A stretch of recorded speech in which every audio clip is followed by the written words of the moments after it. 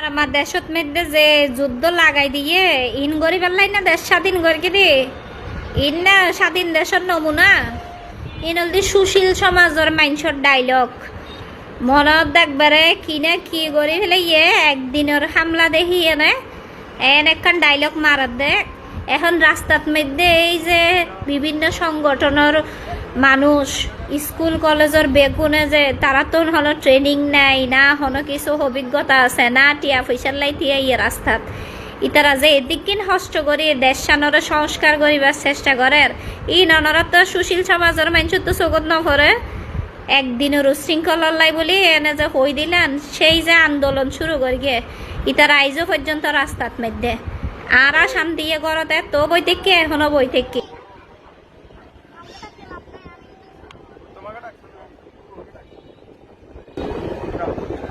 আমি আবার ওগুলোও নিচ্ছি না, এবং ডায়েট করতে একদমই ঠিক না।